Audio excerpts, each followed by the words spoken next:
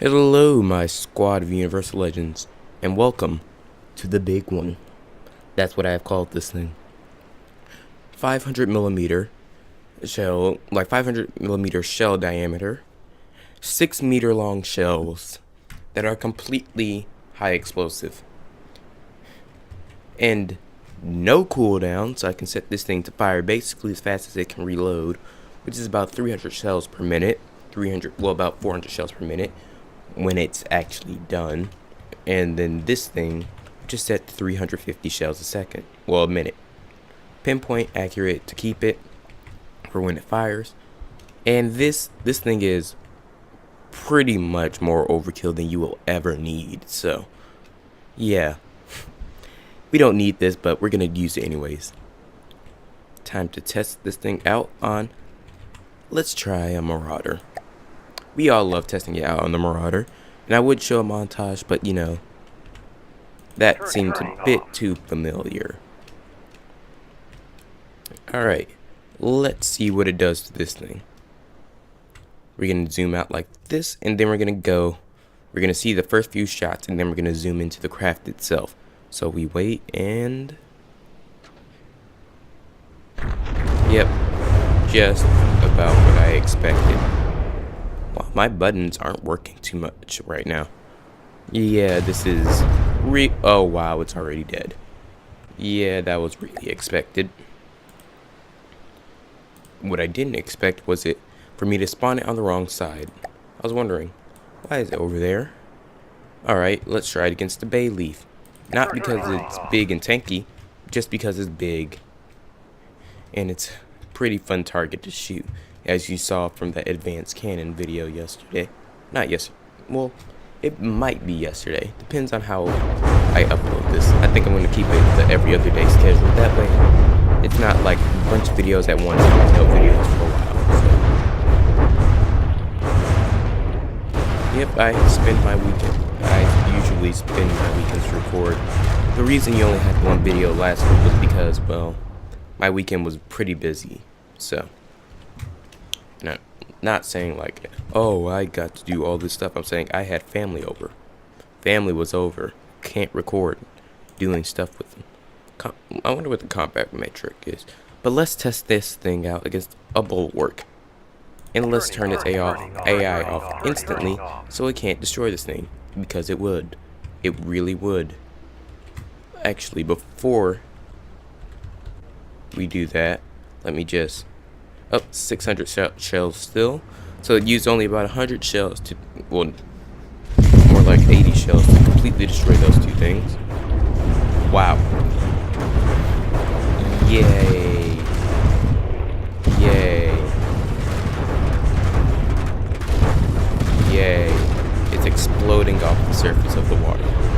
I think I figured out the main reason that it kept missing.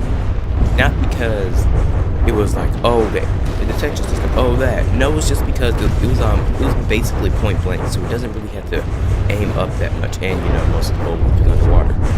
I mean, the internal fuse it's good, but I feel like the angle tolerance is too low, because it's basically instantly going down. And this isn't dead, so yeah, I guess it just ran out of shells to fire. Yeah, I think 250 might be too fast for this thing to fire. Oh, 350. No, 250. And let's set 250. There we go. There we go. It's going to be much slower, but I think I'll actually be able to sustain that, so I think that'll be much better for my computer as well. Yeah, the bulwark would easily be able to take that thing out if we got one hit on it, because that thing is very volatile. This thing, most of the shells aren't actually hitting the bulwark because we're at such a close of a range. But if we were to fly way out here and spawn something, let's see, what could we spawn?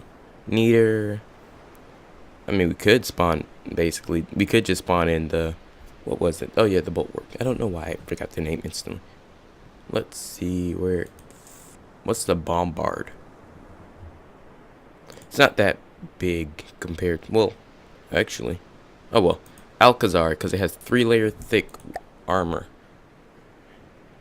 If I remember that correctly. And of course I did that. Alright, try 2. Let's actually spawn it on the correct team. I could have picked any one of them except for my teams and it would have worked, but I just like keeping the ships in their natural colors because I feel they're built best for their colors. I wonder why. Alright, now we're just gonna wait for the shells to get here.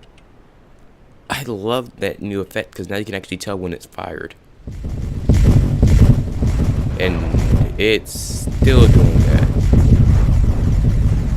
When the shells can't get to the ship quick enough. Wow, Alcazars. It's anti-shell. Oh my. That is actually preventing most of the damage. Alright. Looks like we're gonna have to spawn that normally up close.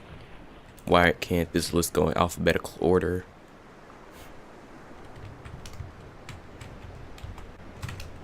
And almost instantly got his self killed. Alright, turn those off. Let's see how well this thing does at point blank range. Probably pretty well, since it seems to be going instantly. Yep. Oh, there we go. Yes, some shells will get through. Yeah, some definitely. Yeah, they're starting to get through now, and yeah, now it can't keep up with them. Now it can't actually hit them until they get right there for most of the game. Yeah, the Alcazar. There we go. But yeah, the Alcazar is showing that anti-munition system lasers.